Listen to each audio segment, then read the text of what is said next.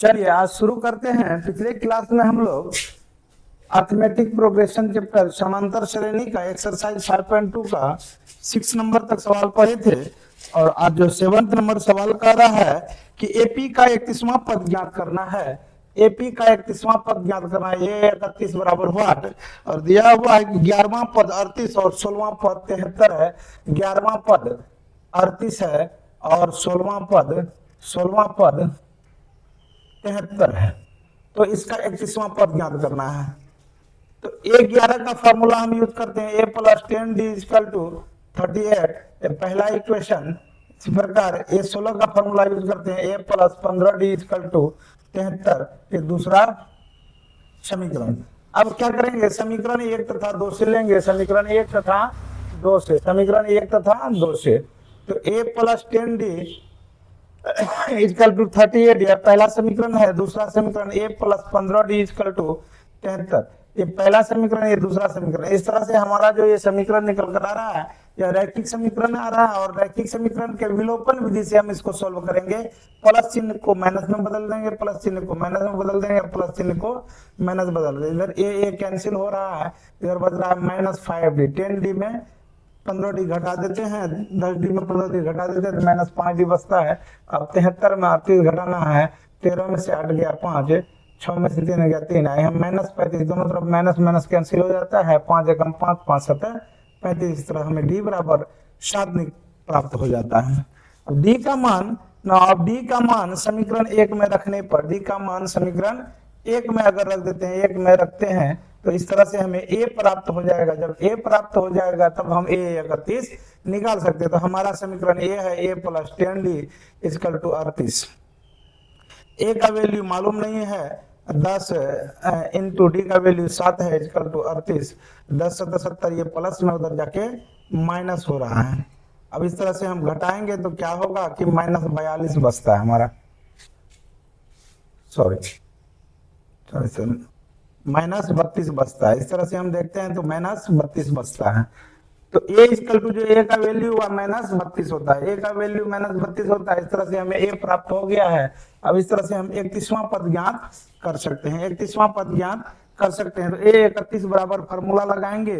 a 31 बराबर formula हमारा क्या होता है कि हम पहले भी क्लास में बता चुके हैं, किसी भी पद का अगर मान निकालना है a में उससे एक कम d जोड़ देते हैं। तो इस तरह से 31 है, 31 का अगर मान निकालना है तो इसे एक कम 30, a में 30d जोड़ देंगे तो यह 31 का मान हो जाएगा। a का वैल्यू है -32 से प्लस 30 इंटू डी का वैल्यू है 7। इस तरह से -32 प्लस 7 का 21, 210 हो रहा है। अब इसे घटा देंगे, 8 में से 10 में से 2 गया 8, अब 10 में से 3 गया 7 और इस तरह से निकल रहा है 178। हमारा 31वां पद 178 होगा, यही राइट आंसर होगा।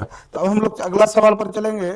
9वां नंबर सवाल हमारा कहता है एपी के तीसरे और 9वें पद, चलिए सॉरी 8वां नंबर सवाल पर चलेंगे। हम लोग 7 नंबर सवाल देख चुके हैं, अब 8वां नंबर सवाल पर चलेंगे। 8वां नंबर सवाल में कहता है कि कुल 50 पद है। 8वां नंबर सवाल में कहता है कि कुल 50 पद है, n बराबर 50। आगे कहता है जिसका तीसरा पद 12 और अंतिम पद 106 है। तीसरा पद 12 है, तीसरा पद 12 है। तो A3 का फॉर्मूला a प्लस 2d बराबर 12, ये पहला इक्वेशन हो गया। कहरा फिर अंतिम पद an बराबर कितना है, तो an बराबर हमारा 106 है, अंतिम पद हमारा 106 है। तो an का फॉर्मूला लगाते हैं a plus n-1 into d बराबर 106। हमें दिया गया है a का वैल्यू, हमें वैल्यू जो पता है an का वैल्यू पता है और n का भी वैल्यू पता है। n का वैल्यू है 50, तो n का मान कितना है 50, तो 50 - 1 इंटू डी इक्वल टू 106। तो इस तरह से बच रहा है a plus 49d equal to 106, यह दूसरा समीकरण बनकर तैयार हो रहा है। इस तरह से हमें निकालना होगा कि 29वां पद ज्ञात करना है। हमें क्या निकालने कहा था, 29वां पद निकालने का था। a 29 बराबर व्हाट, a निकालने का था। इस तरह समीकरण 1 तथा 2 से ले लेंगे, समीकरण 1 तथा 2 से लेंगे तो इसे लिख सकते हैं from equation first and second, from equation first and second से लेंगे। फर्स्ट एंड सेकंड से लेंगे तो हमारा फर्स्ट समीकरण है a plus 2d equal to 12 और दूसरा समीकरण ए प्लस 49 डी इजकल टू 106 है। इस तरह समीकरण 1 समीकरण 2 और फिर विलोपन विधि से ही हम ऐसा करेंगे। ये प्लस चिन्ह माइनस दोनों सेम टू सेम है, कैंसिल हो जाता है, प्लस चिन्ह माइनस, ये प्लस चिन्ह माइनस करते हैं, चिन्ह बदलते हैं, अगर माइनस होता है तो प्लस में हो जाता है और प्लस होता है तो माइनस में हो जाता है। इस तरह से 2 में 49 घटाते हैं तो हमारे पास बचता है माइनस 47 डी इजकल टू, उसी तरह 12 में 106 घटाते हैं तो हमारा बचता है 94, माइनस 94 बचता है, माइनस 94 बचता है। और इस तरह दोनों तरफ माइनस माइनस कैंसिल हो जाता है, 47 से कम 47, 47 दूनी 94 डी इजकल टू जो हमारा मान निकल कर आ रहा है वो 2 निकल के आ रहा है। अब डी का वैल्यू समीकरण 1 या 2 किसी में भी रख सकते हैं, तो डी का मान समीकरण, डी का मान समीकरण 1 में रखने पर, समीकरण 1 में रखने पर, 1 में रखने पर, तो समीकरण 1 हमारा क्या है, तो a plus 2d, a plus 2d equal to 12। a का वैल्यू मालूम नहीं है, 2 इंटू डी का वैल्यू 2 है बराबर 12 है, तो a प्लस 2 दूनी 4 बराबर 12। इस तरह से 4 प्लस में उस पर जाके माइनस हो जाएगा, तो a इक्वल टू हमारा निकल कर आ रहा है 8। तो हमें निकालना है a29, क्या निकालना है, a29 बराबर, तो फार्मूला आप सब जानते ही हैं कि a प्लस 28d होता है। a का वैल्यू 8 प्लस 28 इंटू डी का वैल्यू हमारा 2 है, तो इस तरह से 8 प्लस 28 दूनी 56, 56 8 64, हमारा इस प्रकार आंसर जो निकल कर आ रहा है वो हमारा 64 राइट आंसर निकल के आ रहा है। तो अब हम लोग इस सवाल को पूरा कर दिए हैं, अब हम लोग 9वां नंबर सवाल पर चलेंगे। तो चलिए 9वां नंबर सवाल देखते हैं। 9वां नंबर सवाल को देखेंगे। चलिए हमारा 9वां नंबर सवाल जो कह रहा है, ये देख रहे हैं कि मैं बुक से सवाल को ले रहा हूं और यहां से बना रहा हूं। तो ये सवाल देखिए हमारा 9वां नंबर सवाल है। 9वां नंबर सवाल है, कहता है यदि किसी एपी के तीसरे और 9वें पद क्रमशः 4 हैं, 4 और माइनस 18 है, तो इनका कौन सा पद शून्य होगा। कह रहा है कि तीसरा पद A3 बराबर हमारा 4 है और 9वें पर A9 बराबर हमारा -8 है, कौन सा पद शून्य होगा। मानकर चलेंगे कि वो अंतिम पद शून्य होगा, अर्थात an बराबर शून्य होगा, अर्थात an बराबर शून्य होगा, अर्थात हमें निकालना है कि n बराबर व्हाट निकालना है, कौन सा पद शून्य होगा, तो n बराबर निकालना है। तो चलिए हम लोग शुरू करते हैं। A3 बराबर 4 है तो a plus 2d equal to 4, ये पहला इक्वेशन हो रहा है। इसी तरह A9 बराबर हमारा 8 है तो a प्लस 8d बराबर -8, ये दूसरा समीकरण निकलता है। समीकरण 1 तथा 2 में लेते हैं, समीकरण 1 तथा 2 से, समीकरण 1 तथा 2 से या में भी लिख सकते हैं। तो a plus 2d equal to 4, a plus 8d equal to -8, इस तरह समीकरण 1 समीकरण 2। अब यहाँ क्या हो रहा है कि ये हमारा रैखिक समीकरण बनकर तैयार हो जाता है। रैखिक समीकरण का रूल होता है, किसी ऐसी संख्या जो सेम टू सेम है, यहाँ तो ए सेम है तो इसे आप हटा सकते हैं, अन्यथा नहीं होता तो फिर हम अलग रूल प्रयोग करते, गुना करते, डिवाइड करते, गुना करके तब हम जो है उसको बराबर करते। लेकिन यहाँ ऑलरेडी बराबर है, तो इसलिए हमें सिर्फ क्या करना है, चिन्ह बदलना है। ये प्लस चिन्ह माइनस, प्लस चिन्ह माइनस, माइनस चिन्ह प्लस हो जा रहा है। तो अब ये +1 -1 खत्म हो रहा है। अब 2d में 8d घटाएंगे तो हमारे पास बचेगा -6d। अब इधर दोनों प्लस है तो 8 4 12 हो जा रहा है, तो 6 कम 6 6 दूनी 12, इस तरह से -d इक्वल टू 2 निकलता है। तो d इक्वल टू क्या होगा, -2। क्यों, क्योंकि माइनस सिर्फ चिन्ह ले जाने पर कोई भी संख्याएं नहीं बदलती है। चिन्ह ले जा रहे हैं इस पर से माइनस को उस पर ले जा रहे हैं उठा के, अगर इस संख्या ले जाते तो चिन्ह की, जब संख्या ले जाते हैं तो चिन्ह के साथ संख्या भी ले जाते हैं, तो हम जो है चिन्ह बदल जाता है, माइनस चिन्ह प्लस में हो जाता है। अब इस तरह से हमारा डी का मान निकल गया है। डी का मान समीकरण 1 में रखने पर, समीकरण 1 में रखने पर, समीकरण 1 में रखने पर क्योंकि हमें an के माध्यम से n ज्ञात करना है। an का फॉर्मूला होता है a plus n-1 into D, जहाँ a की आवश्यकता होती है और d की आवश्यकता होती है, इसीलिए हमें पहले निकालना चाहिए पड़ता ही है कि d का और a का मान निकलना पड़ता है। तो चलिए a plus 2d equal to 4, a plus 2 into d का वैल्यू -2 इक्वल टू 4, तो a प्लस माइनस 2 दूनी 4 इक्वल टू 4। अब ये -4 तो उस पर जाके +4 रहा तो a इक्वल टू हमारा 8 निकल कर सामने आ रहा है। हम या का चिन्ह का प्रयोग करेंगे क्योंकि बीच में समीकरण बीच में बराबर आ रहा है और ये समीकरण होता है, समीकरण के लिए या का प्रयोग किया ही जाता है। तो चलिए a का इक्वल टू 8 निकल गया और d इक्वल टू -2 निकल गया। तो अब हमको देखना है कौन सा पद शून्य है। तो हम मान कर चलते हैं कि an अंतिम पद शून्य है, तो अंतिम पद an बराबर शून्य लेते हैं। तो a plus n-1 into D, ये हमारा an बराबर फॉर्मूला है, a plus n-1 into D बराबर 0। अब देखिए a का वैल्यू हमारा है 8 प्लस n का वैल्यू मालूम नहीं है और d का वैल्यू हमारा -2 इक्वल टू 0 है। अब देखिए 8 है प्लस, यहाँ भी प्लस चिन्ह छिपा है, प्लस माइनस माइनस -2n, ये माइनस माइनस +2 इक्वल टू 8। अब हम इस ब्रैकेट को तोड़ सकते हैं, 8 plus minus -2n plus plus plus equal to 0। अब इस तरह देखते हैं 8 2 10, 10 -2n इक्वल टू 0 हो रहा है। इस 10 को उस पार ले जाएंगे तो क्या होगा, -2 इक्वल टू 0 -10, 0 -10। 0 में जो घटाइए या जोड़िए उससे कोई फर्क नहीं पड़ता, 0 में किसी भी संख्या को घटाइए या जोड़िए इससे कोई फर्क नहीं पड़ता, इसलिए -2 बराबर हमारा -10 हो जाता है। माइनस दोनों तरफ से कैंसिल हो जाता है, फिर 2 एकम 2, 2 पंचे 10, इस तरह से हमारा n बराबर 5 निकलता है। ये एकदम बिल्कुल राइट आंसर है। तो अब हम लोग 9 नंबर सॉल्व कर चुके हैं। हम लोग अब 10वें नंबर की ओर चलेंगे। 10वां नंबर है एपी का एक 17वां पद और उसके 10वें पद से 7 अधिक है। चलिए बहुत अच्छा सवाल है और इस सवाल को ध्यान से देखेंगे क्यों मैं गजब का ट्रिक से बनाने जा रहा हूँ, गजब के ट्रिक से बनाने जा रहा हूँ। इस सवाल को जो बनाने जा रहा हूँ मैं एक गजब से ट्रिक से बनाने जा रहा हूँ। उम्मीद करता हूँ कि यह सेशन आपको बहुत पसंद आ रहा होगा। अगर पसंद आए तो लाइक शेयर कमेंट जरूर करें।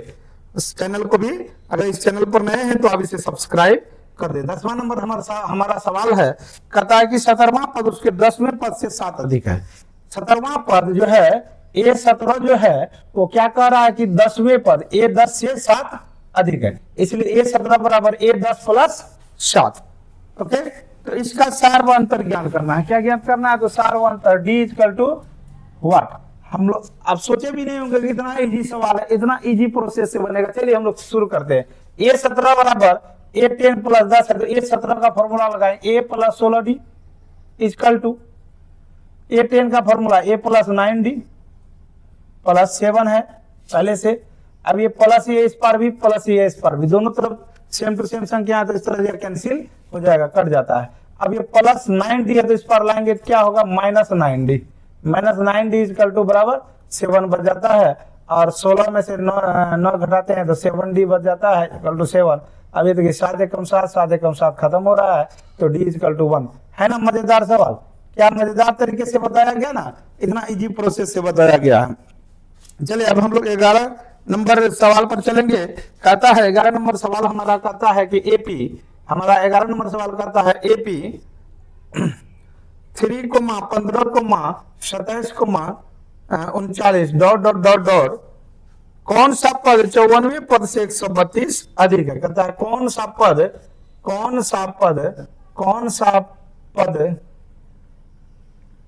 54वें पद से 132 अधिक है। यही सवाल है, निकालना है। तो हमें 54वां पद निकालना चाहिए, लेकिन नहीं, 54वां पद हम नहीं निकालेंगे। इसको भी एकदम नए तरीके से, धांसू तरीके से हम लोग पढ़ेंगे। सबसे पहले हम लोग निकालते हैं कि वो 54वें पद से 132 जो होगा वो पद को हम मान कर चलेंगे वह पद an है, तो मान कर चलेंगे वह पद an है। चलिए शुरू करते हैं। पहला पद है a बराबर 3, ये पहला पद है, ये दूसरा पद, इस तरह से तीसरा पद और ये चौथा पद है। a इक्वल टू जो हमारा वैल्यू है वो 3 है। d इक्वल टू निकलना d A2 माइनस A1, जैसा कि आप सब जानते हैं 15 माइनस 3 बराबर 12। अभी हमें क्या मानकर चलना है कि ये 54वें पद से कौन सा पद 132 अधिक है, यही पद निकालना है। अर्थात निकालना हमको n बराबर व्हाट। चलिए इसको हम आसान मजेदार तरीका से जानते हैं कि कौन सा पद, माना कि nवां पद, माना कि अंतिम पद इतना है, अंतिम पद अर्थात an, अंतिम पद जो हमारा 54वां पद से 132 अधिक है। ओके, 132 लिख देते हैं। हम जानते हैं अंतिम पद ए एन बराबर फॉर्मूला हमारा क्या होता है, तो A plus N minus 1 into D equal to A 54 बराबर ए प्लस 53D प्लस 132। अब यहाँ चलते हैं हम लोग, ए का जो वैल्यू है हमारा, ए का वैल्यू हमारा 3 है प्लस एन का वैल्यू मालूम नहीं है -1, और डी का जो हमारा वैल्यू है वो डी का वैल्यू हमारा 12 है। इस तरह ए प्लस 53D प्लस 132। अब देखिए तो ए का वैल्यू भी हम यहाँ बता देते हैं, ए का वैल्यू हमारा 3 है, तो चलिए इधर भी +3 इधर भी +3, ये दोनों कैंसिल हो रहा है। अब यहाँ आते हैं हमारा क्या 12 इंटू एन, तो 12n plus minus minus plus minus minus 12 एकम 12, और यहाँ भी डी का वैल्यू आप बैठा दीजिए, डी का जो हमारा वैल्यू है 12 है, यहाँ भी बैठा दीजिए। ओके, अब हमारा यहाँ जो निकल कर आ रहा है इसको गुना करेंगे, 12 36 के 6 हासिल 3, 12 पर 60, 3 363 प्लस 132। अब यहाँ देख रहे हैं कि 12n इक्वल टू, अब ये माइनस में उस पर जाके प्लस हो जाएगा, पहले ये दोनों को जोड़ लेते हैं, 6 2 8, 3 3 6 और 6 1 7, फिर ये प्लस 12 हो जा रहा है। अब इसका शेष भाग हम यहाँ देखेंगे, तो 12n इक्वल टू हमारा क्या हो रहा है, 12n इक्वल टू हमारा जो हो रहा है 8 2 10 के 0 हासिल 1, 6 1 7 1 8, 7 के 7 7 780 हो रहा है। तो n इक्वल टू क्या हो जाएगा 780 बटे 12। अब हम कटा देंगे, 12 एकम 12, बरछा के 72, 6 60, 12 पंचा 60, n बराबर 65। हमारा यही आंसर है, यानी कि 65वां पद जो है हमारा बाबू, 65वां पद हमारा क्या है, 54वें पद से 132 अधिक है। तो अब हम लोग अगले सवाल की ओर चलेंगे। इस तरह से हम लोग 12 नंबर सवाल, 11 नंबर सवाल को 10 और 11 को सॉल्व कर लिया है, देख लिया है। अब हम लोग चलेंगे 12वां नंबर सवाल पर। हमारा 12वां नंबर सवाल जो है वो कुछ ही क्षणों में आपके स्क्रीन पर नजर आएगा, तो देखिएगा। 12वां नंबर सवाल कहता है कि दो समांतर श्रेणी का सार्व अंतर समान है। क्या कह रहा है कि सार्व अंतर समान है, यानी कि सार्व अंतर क्या है बाबू, सार्व अंतर समान अर्थात बराबर है, सार्व अंतर समान अर्थात बराबर। 11 नंबर सवाल कह रहा है कि यदि इनके 100वें पद का अंतर 100 है तो 1000वें पद का अंतर क्या होगा। कह रहा 100वें पद का अंतर, 100वें पद, जाहिर सी बात है कि 100 पद है उसका अंतर क्या बता रहा है 100, तो 100 पद और 99 पद का अंतर 100 है, बता रहा है 100 है।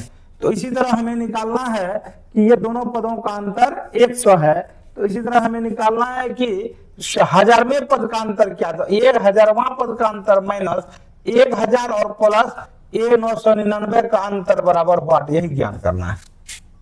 और यहाँ दिया हुआ है कि सार्व अंतर समान है, तो चलिए सार्व अंतर ही पहले निकाल लेते हैं, कैसे समान है।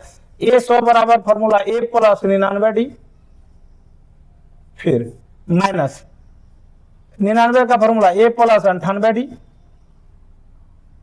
Equal to 100।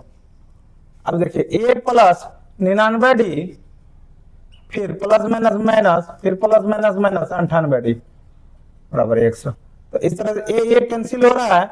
अब देखिए 99D में 98D घटा देते हैं तो निकल जाता है डी इक्वल टू हमारा जो निकलता है वो 100 निकलता है, यानी कि सार्व अंतर क्या कहा है, समान कहा है ना। और सभी पद का अंतर 100 का है, तो समान जब कहा तो यहाँ अगर जब डी का मान हमारा 100 निकलता है तो 1000वां पद का जब अंतर निकालेंगे तो अंतर हमेशा जब भी निकाला जाता है किसी दो पद में, 1000वें पद का अंतर कर रहा है तो इस तरह से गिनती पर जाते हैं 1 2 3 4 इस तरह जाके 999 और यहाँ 1000वां पद, ये पदों का अंतर अर्थात यही दोनों पदों का अंतर हमें निकालना है। इसलिए 1000वें पदों का अंतर निकालने के लिए हमें क्या करना होगा, A 1000 माइनस A 999 बराबर व्हाट, यही निकालना है। तो चलिए ये निकालते हैं हम लोग। A 1000वां का फॉर्मूला लगाएंगे A प्लस 999D, फिर माइनस ब्रैकेट देंगे A 999 का फॉर्मूला A प्लस 998D। अब हम यहाँ क्या कर लेंगे, A प्लस 999 इंटू 100, फिर यहाँ कर लेते हैं a प्लस 998 इंटू 100, क्योंकि d का वैल्यू हमारा 100 निकल रहा है। आगे चलते हैं a प्लस 999 से 100 से गुना करेंगे तो 999 पर 2 टाइम 0 हो जाएगा। अब ये प्लस माइनस माइनस, फिर ये माइनस ये हो रहा है, प्लस माइनस माइनस, 998 को 100 से गुना करेंगे तो 998 पर 2 0 आ जाएगा। a plus A minus A cancel, अब हमारा यहाँ क्या निकल के आ रहा है, 999 पर 2 0, अब माइनस 998 पर 2 0, दोनों को अगर घटाते हैं तो हमारा निकल के आ रहा है 100। 100वें पद का 1000वें पद का अंतर भी क्या होगा, 100 होगा। यही हमारा राइट आंसर होगा। तो अगला सवाल पर चलेंगे। 3 अंकों की कितनी संख्या 7 से विभाज्य है? बहुत मजेदार क्वेश्चन है। 3 अंकों की कितनी संख्या 7 से विभाज्य है? 3 अंकों की कितनी संख्या 7 से विभाज्य है? एग्जाम्पल क्वेश्चन नंबर हमारा क्या है, क्वेश्चन नंबर हमारा 13 है और ये 13 नंबर प्रश्न है। आप इसको VVI लगा सकते हैं। 3 अंकों की कितनी संख्या 7 से विभाज्य है? तो सबसे पहले हम लोग जानेंगे कि 3 अंकों की कितनी संख्या हो सकती है। 3 अंकों की कितनी संख्या होती है? तो 3 अंक की संख्या कहाँ से शुरू होती है? तो हम जानते हैं 3 अंकों की संख्या 100 से शुरू होती है और जाके 999 पर समाप्त होती है। तो इन्हीं के बीच हमें जानना है कितनी संख्या जो है 7 से विभाज्य है। तो चलिए हम लोग शुरू करते हैं। तो इसका सबसे आसान रूल है कि सबसे छोटी संख्या जो है हमारा, पहली संख्या जो है हमारा 3 अंकों का 100, इसमें हम भाग देंगे 7 कम 7, 3 30 और 7 चौके 28, इस तरह से 2 शेष बच के आ रहा है। तो हमारे जो पहली संख्या होगा a बराबर, जो हमारी पहली संख्या जो निकल कर आएगा वो क्या होगा, 100 प्लस 7 माइनस शेषफल कर देंगे। 100 और 7 से भाग दिए थे, उसको प्लस करेंगे माइनस 7 कर देंगे, या ऐसा कर सकते हैं 100 प्लस 7 माइनस 2 कर देंगे। तो 100 प्लस हमारा क्या हो रहा है 5। तो यानी पहली संख्या ऐसा होगा 105 जो 7 से पूर्ण रूप से विभाजित होगी। तो इसी तरह से हमारा 999 को भी क्या करेंगे 7 से डिवाइड देंगे। 999 में भी हम क्या करेंगे 7 से डिवाइड करेंगे। 7 से डिवाइड करते हैं तो चलिए 7 एकम 7 हो रहा है, 2 29, 7 चौका 28, 1 19, 7 दूनी 14, 5। अब देखिए यहाँ 5 से बढ़ रहा है। यहाँ सिर्फ इसके लिए ऐसा रूल सेम टू सेम नहीं करेंगे। यहाँ क्यों किए, क्योंकि 100 से बड़ी संख्या निकालना था, 100 से आगे की संख्या निकालना था, इसीलिए हम जिसे भाग दिए, भागफल और शेषफल के अंतर को तब जो है 100 में जोड़ा गया। लेकिन यहाँ क्या है 999 से छोटी संख्या निकालना है, तो इसीलिए हमारा जो है कि यहाँ पर रूल नहीं होगा, बस शेषफल को हम माइनस करेंगे, सिर्फ शेषफल को हम माइनस करेंगे। तो हमारा जो अंतिम पद होगा क्या होगा, तो हमारा अंतिम पद होगा 994। इस तरह से हमारा जो एपी बनकर निकलता है, एपी जो हमारा निकलता है 105, 7 से करता है विभाजित होना चाहिए, तो अगली संख्या 112 होगा। इसी तरह अगली संख्या 118 होगा, है ना। इसी तरह अगली संख्या 19 होगा। इसी तरह हमारे अगली संख्या 19 होगा, डॉट डॉट, और अंतिम में जो संख्या होगा 994 होगा। हमें यही निकालना है कि क्या ये इसमें कितने संख्या 7 से विभाजित है, 3 अंकों कितनी संख्या 7 से विभाजित है, यानी n बराबर निकालना है। a इक्वल टू हमारा जो मान है 105 है, और d इक्वल टू तो हमारा प्रश्न में ही कह दिया है डायरेक्ट रूप में कि 7 से विभाज्य है, 7 से विभाज्य है, तो d का वैल्यू हमारा 7 है, और अंतिम पद an बराबर हमारा 994 है, और निकालना हमको n बराबर 8। चलिए हम फॉर्मूला शुरू करते हैं। a plus n-1 into D equal to 994। तो हमारा a का value 105 plus n-1 into d का वैल्यू हमारा कितना है, तो डी का वैल्यू हमारा 7 बराबर 994 है। अब हम यहाँ देखते हैं इस सवाल को, हम यहाँ आ रहे हैं, तो अब देखिए 105 प्लस में, तो उस पर ले जाके हम इसको माइनस कर सकते हैं। इधर हो जा रहा है n-1 into 7 equal to 994 minus 105। अब इस तरह से हमारा निकल कर आ रहा है n-9 इंटू 7 इक्वल टू, अब यहाँ घटा देते हैं, 14 में 5 गया 9, 8 के 8 8, 9 में 1 गया 8। इस तरह से हमारा निकल कर आ रहा है। अब हम चाहेंगे तो इसको इस संख्या से भी, ये दोनों संख्या से गुना कर सकते हैं, या ये संख्या गुना में उस पर ले जाकर भाग कर सकते हैं। तो चलिए वैसा ही करते हैं, उस पर ले जाने पर हमारे लिए ज्यादा आसान होगा। तो 7 से डिवाइड करेंगे। चलिए 7 एकम 7, 1 18, 7 दूनी 14, 7 4 49, 7 7 49। इस तरह से हमारा क्या निकल रहा है n माइनस 1 इक्वल टू 127। अब ये -1 है तो उस पर जाके हमारा क्या होगा, तो +1 होगा। n इक्वल टू हमारा 128, ये हमारा राइट आंसर हो रहा है। इसका मतलब जो है 3 अंकों की 128 ऐसी संख्या है जो 7 से पूर्णतः विभाजित होगी। अब हम लोग अगला प्रश्न की ओर चलेंगे। सेम इसी तरह का 14 नंबर सवाल भी सेम इसी तरह का हमें को देखने को मिलेगा जो है, लेकिन यह इससे थोड़ा और इजी है। 14 नंबर सवाल जैसा कि आप देख रहे हैं कि हमारे स्क्रीन पर आ चुका है। 14 नंबर सवाल जैसा कि देख रहे हैं हमारे स्क्रीन पर आ चुका है।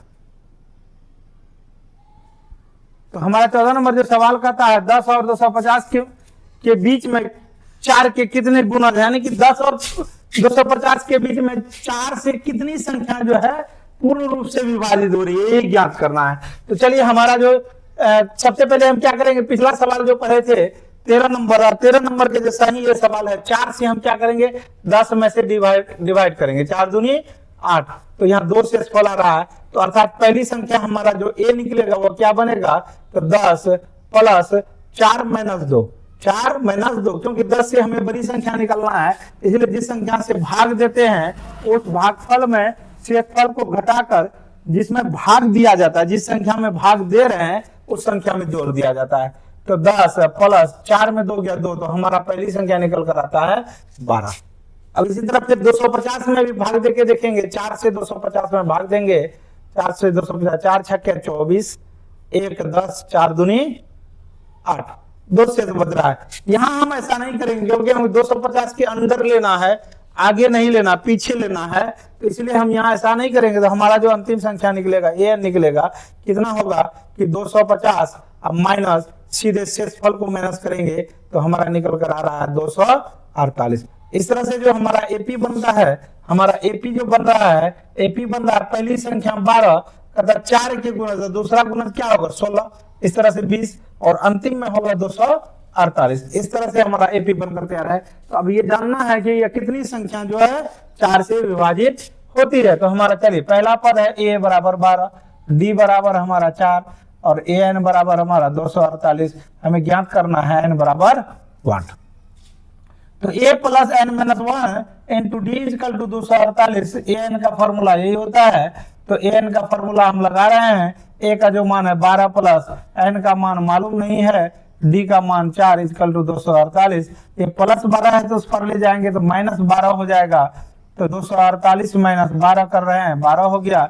अब यहाँ हमारा n minus 1 into 4 equal to कितना हो जाएगा, 12 इसमें से घटा देते हैं तो हमारा हो जाता है 236 हो जाता है। अब ये 4 गुना में है तो डायरेक्ट उस पर ले जा सकते हैं, भाग में बदल सकते हैं, गुना में उस पर जाके भाग हो रहा है 236 भागा 4।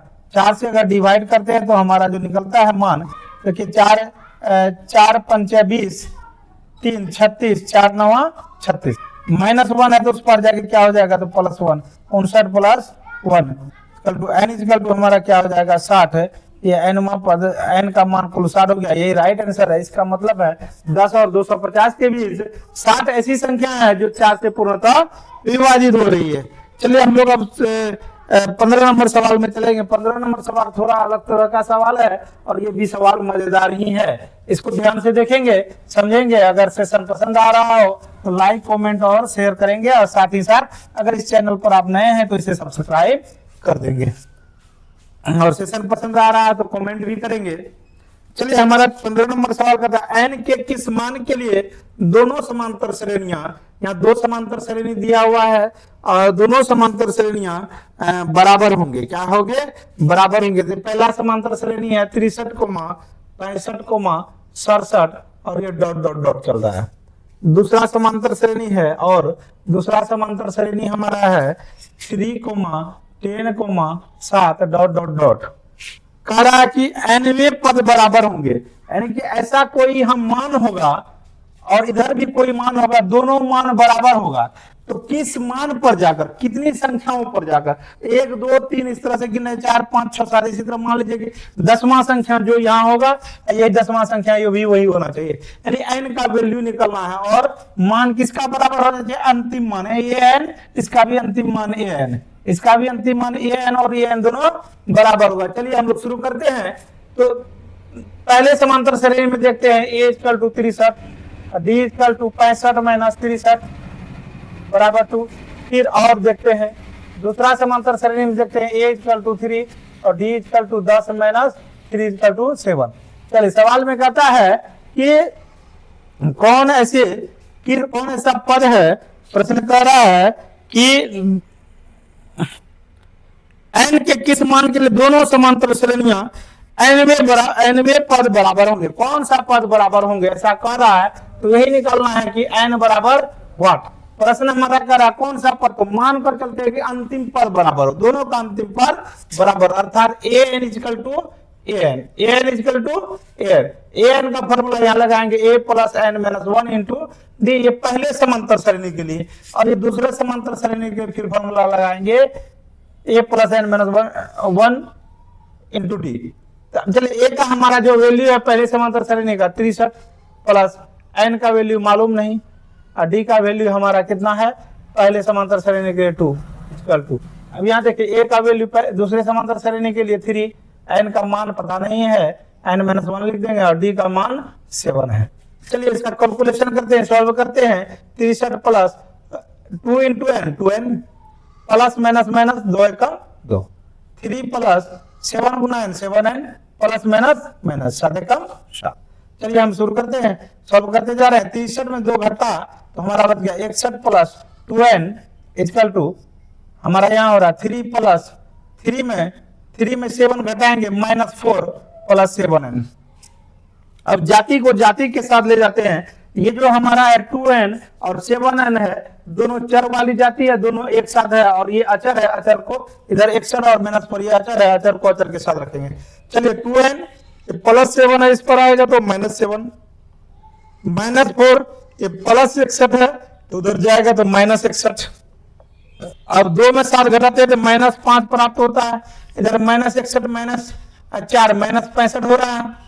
अब दोनों तरफ माइनस खत्म हो रहा है, कैंसिल हो रहा है, 5 एकम 5 है, 13 पचे 65। इस तरह से हमारा जो निकलता है n बराबर 13। ये 13वां पद क्या होंगे, बराबर होंगे, 13वां पद बराबर होंगे।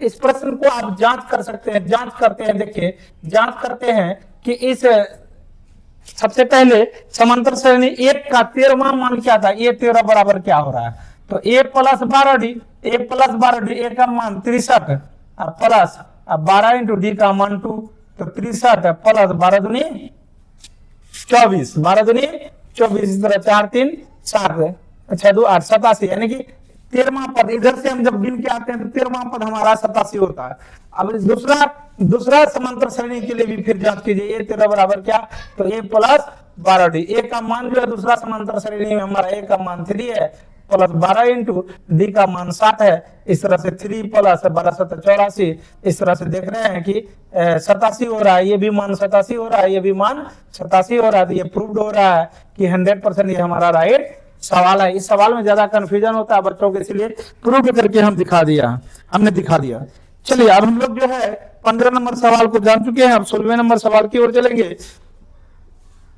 16वें नंबर सवाल की ओर चलेंगे। 16वां नंबर सवाल कहता है एपी क्या कीजिए जिसका तीसरा पद 16 है और 7वां पद 5वें पद से 12 अधिक है। ये भी मजेदार सवाल है, बहुत अच्छा सवाल सामने निकल कर आ रहा है कि यह सवाल आपके स्क्रीन पर दिखाई देगा। तो चलिए हम लोग 16 नंबर सवाल पर चलते हैं। हमारा जो 16 नंबर सवाल कहता है कि एपी ज्ञात करना है जिसका तीसरा पद 16, क्या कर रहा है 16 नंबर सवाल में तीसरा पद A3 बराबर 16 और कर रहा है कि 7वां पद 5वें पद से 12 अधिक है, तो A7 बराबर क्या है A5 प्लस 12। बहुत मजेदार सवाल है। चलिए हम लोग A3 का फॉर्मूला लगाते हैं, तो A plus 2D equal to 16। अब A7 का फॉर्मूला लगाते हैं, A7 बराबर क्या है A5 प्लस 12। A7 का फॉर्मूला A प्लस 6D, अगर A5 का formula A plus 4D plus 12। अब जाति जाति में लाते हैं, जाति में लेके आते हैं, तो चलिए जाति में लाते हैं। तो अभी यहाँ देखिए जाति में लेके आएंगे तो आराम से हो सकता है कि जाति में लाए तो A प्लस A माइनस 1, दोनों प्लस प्लस है तो कैंसिल हो गया। 6D ये प्लस 4D इधर आके माइनस 4D इक्वल टू 12। इस तरह से हम देखते हैं तो क्या होगा 2d इक्वल टू हमारा 12, 2 एकम 2, 2 6 के 12, डी का जो हमारा मान निकलता है वो 6 निकलता है। और अब डी का मान समीकरण 1 में रख देंगे तो इस तरह से हमारा ए का भी वैल्यू निकल जाएगा, तो ए का भी वैल्यू निकल जाएगा। तो चलिए डी का मान समीकरण, ये समीकरण 1 है, समीकरण 1 में रखने पर, समीकरण 1 में रखने पर चलिए ए है हमारा a plus 2d equal to 16, तो चलिए a प्लस 2 इंटू डी का मान 6 बराबर 16, तो a प्लस 6 दूनी 12 बराबर 16। अब ये प्लस 12 है तो उस पर जाके क्या होगा, तो माइनस 12 होगा, सब जगह यहाँ का चिन्ह का प्रयोग करेंगे तो a इक्वल टू हमारा निकल करके आ रहा है, तो 4 निकल के आ रहा है। इस तरह से हमें क्या ज्ञात करना है, हमें ज्ञात करना था एपी, क्या ज्ञात करना था एपी बराबर, तो चलिए एपी का पहला पद 4 है, फिर कह रहा है कि इसका डी का मान 6 है, तो दूसरा पद क्या हो जाएगा, तो 6 4 10, तीसरा पद क्या हो जाएगा, 10 6 16, इसी तरह चौथा पद क्या हो जाएगा 16 6 22 डॉट डॉट डॉट, आपका यही राइट आंसर होता है।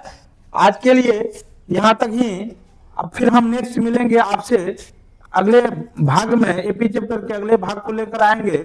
बहुत बहुत धन्यवाद, आपका दिन शुभ हो, उम्मीद करता हूं कि आप लोग बहुत अच्छे होंगे। Thank you very much.